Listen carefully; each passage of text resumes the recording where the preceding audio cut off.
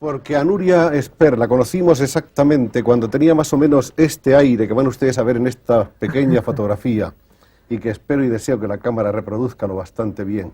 Esta niña con tirabuzones y con calcetinitos blancos venía a los estudios de la radio allá por los felices 40, acompañada de su mamá y queriendo que se le hiciese una prueba o se le escuchasen unos versos. Y la verdad es que los recitaba muy bien. ¿Tu familia vivía en Hospitalet? Sí, en Santa Eulalia. En Santa Eulalia. ¿Tu padre? Mi padre era carpintero y mi madre trabajaba en una fábrica de tejidos. Creo que tenemos una Detrás foto. de un telar. Ah, detrás de un telar. Mis padres eran muy aficionados al teatro. Ellos trabajaban en un centro parroquial que había en Santa Eulalia. Allí se conocieron haciendo Tierra Baja. Y mi padre hacía todos los malos en ese grupo y mi madre las primeras actrices.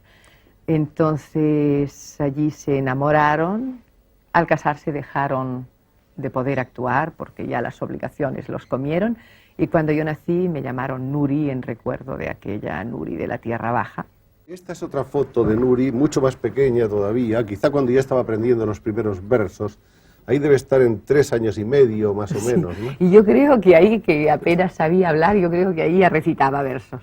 Yo creo que no vi teatro hasta que empecé a trabajar en él. A donde sí me llevaban era a los nidos de arte, que eran unos lugares... Los Caus d'Art. Caus d'Art, sí. eso es. Que eran unos lugares donde se tomaba una consumición, una Coca-Cola o lo que fuera, y eso te daba derecho a fastidiar al personal, haciendo salir a tu niña o cantando una cosita.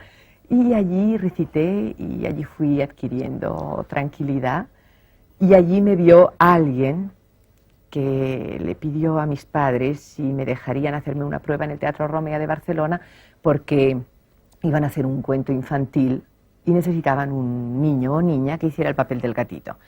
Cuando era muy niña, casi con los tirabuzones, aparece Sandro Carreras, que era yo tengo de él la idea de que era un rapsoda mediocre, pero era un gran pedagogo. Me oye recitar y les ofrece a mis padres darme unas clases gratuitas para ayudarme. Me cambia el repertorio, cosa que imagínate lo que eso significaba, me hace leer un poco, me orienta y me imita, cosa que no le perdoné jamás y que ahora le agradezco muchísimo. Pero un día me dijo, siéntate ahí, vas a ver qué espanto es eso que haces, y subió ahí y vi una niña monstruosa, ¿no? La caricatura. La caricatura, sí. Yo me quedé en el Romea mucho tiempo, primero con los cuentos infantiles y el día que cortamos los tirabuzones horripilantes esos que llevo, empecé a desarrollarme terriblemente y toda la anatomía cambió y pasé a ser una gordita de 15 años que parecía una mujer de 25 o de 30. Y eso facilitó el que empezara a intervenir en las comedias de los adultos. Empecé el bachillerato, que dejé cuando empecé a trabajar tarde y noche en el Romea con los adultos ya, porque imagínate que ensayábamos todos los días, hacía las funciones infantiles y dábamos 14 funciones semanales, 14. Es decir, prácticamente estábamos desde las 2 de la tarde hasta las 2 de la madrugada dentro del teatro. Me acuerdo que mi madre venía a buscarme, me llevaba a casa, no había metro ni tranvía hasta allí, andábamos desde Sants. Nos dormíamos a las 3, 3 y media de la mañana y a las 5 y media mi madre se iba a la fábrica a hacer su turno, así que debieron ser unos años terribles. Qué curioso que ella parecía no darse cuenta y yo desde luego no me daba cuenta, lo encontraba todo normalísimo. Más tarde, ya en el Romea aparece Esteban Polls, un jovencísimo en aquel momento director de Barcelona, buenísimo director de actores, que me saca del Romea y me lleva al Orfeón Graciense, donde forma una compañía semi de aficionados y me coloca a mí, que tenía 16 años, como de primera figura, digamos, dentro de aquel grupito. Yo tenía ya un poco de experiencia, llevaba años haciendo teatro, y allí hace el repertorio más heterogéneo y rico que te puedas imaginar. Hasta llegar a todo eso, ¿tú no habías ni ido al teatro ni casi leído teatro? No, leído por supuesto, no Nada. más que las funciones que yo interpretaba, y eso... Estoy hablando ya de los 16, 17 años y fue en esa época cuando empiezo a leer. Pero o sea que no tu teatro. proceso de formación profesional empieza a los 17 años, realmente. Fíjate, y empieza antes de que yo tenga conciencia de que algo está empezando. Y después del Orfeón Graciense un salto muy grande también con las personas indicadas dentro. Este salto fue la Medea del griego de Montjuïc, y tenían contratada a Elvira Noriega, grandísima, primerísima, figurísima en aquel minuto de Madrid, que iba a hacer un gran repertorio femenino dentro de la compañía, que era Fuente Ovejuna, Medea, Las Mocedades del Cid y no sé qué otra cosa. Entonces, yo estaba ahí de una, es decir, de una mujer del coro en Medea, un papelito en la Una otra más. y una más, sí. Entonces, Elvira se puso enferma, como en las películas, ¿ves? Como en las películas de Como Ben en las Davis, fábulas. como en las películas de Ben Davis. El caso es que en aquel momento, dudando entre la cicuta o el balcón, me hicieron una prueba. Creo que fue Juan Germán Schröder quien lo sugirió y fue él quien me la hizo, desde luego. Yo leí temblorosa un pedazo de Medea al aire libre en un patio. Deliberaron y me dieron los 3 papeles. Faltaban 15 días para que se estrenaran las 3 obras, porque hoy se estrenaba Fuente Ovejuna, al día siguiente se estrenaba Medea, el otro día se estrenaba la otra cosa. Entonces me preguntaron si me sentía capaz, y yo dije lo que siempre digo cuando me hacen esa pregunta, que sí. Esa pregunta no se me debe de hacer, no se me debe de hacer. ¿Tú crees que hay muchas Nurias Esper desconocidas hoy? Debe de haberlas, y el día que me ponga mala va a salir una extraordinaria. No pienso ponerme mala. Armando Aparicio, después de Medea, no me había visto actuar nunca. Yo estaba en aquel minuto en la compañía de Tamayo, haciendo cosas sin ninguna importancia, y estaba bastante desanimada. Aparece Armando, nos casamos casi enseguida, tuvimos las hijas muy rápidamente, y después Armando decidió que no se podía de ningún modo estar en casa esperando que vinieran a proponerte trabajos que a ti te interesaran y te gustaran.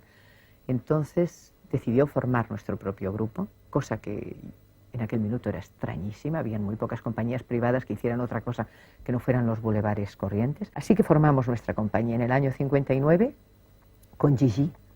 Estrenamos en Madrid y ese fue otro salto, porque a partir de ahí hemos tenido nuestra compañía ininterrumpidamente. Armando hizo un acto de generosidad extraordinario cuando, al creer en mi talento y capacidad para el teatro, cambió la orientación de su vida. Él era escritor, ayudante de dirección de cine, poeta. Cambió la orientación y se ha dedicado a hacerme crecer a mí. Y creciendo a tu lado. Él ya era grande cuando yo le conocí. Desde Gigi, con la que empezamos nuestra compañía, hasta Yerma, hasta Las Criadas, mejor, hay todo un enorme ciclo en el que lentamente y dentro de las posibilidades del teatro de aquel minuto, dentro de nuestro país, se van haciendo cosas que tratan de ser interesantes e incluso importantes. Aquí la tenemos con Rafael Alberti, con María Teresa León, con su hija. Está también Terence Simosh aquí, Julieta Serrano. ¿Esto es en Roma? No, ¿Dónde eso es en Florencia, donde la familia Alberti había venido a ver Las Criadas. Eso fue después del estreno de Las Criadas en Florencia. ¿No? Fue el primer espectáculo que hicimos con Víctor García y fue el primer espectáculo que salió al exterior. Y salió sin duda ninguna porque Víctor García era conocido ya internacionalmente. Es decir, nosotros nos cogimos a sus salas y las primeras salidas fueron gracias a él. Aquí hay una foto con Víctor García, que es tan importante en los últimos años Sí que lo es. profesionales de Nuria. Arrabal, ¿qué tal fue? Oh, tuvimos una experiencia extraordinaria, rodamos juntos Viva la Muerte, y es de la película que yo estoy más satisfecha. De las 10 o 12 o 15 que yo he rodado, la única en que verdaderamente yo he sido feliz mientras la hacía, en la que he sentido que tal vez en otras circunstancias yo hubiera podido hacer en el cine un trabajo parecido al que he hecho en el teatro. Luego has hecho 2 obras de Espriu. Sí, una en teatro y una en el cine. La del cine fue Laia. Y la del teatro, La del teatro fue Otra cedra esta. si gustáis. Para mí es uno de los más grandes poetas contemporáneos. Le quiero además como ser humano, como persona, porque he tenido la suerte de conocerle. Me gusta ese hermetismo suyo. Yerma.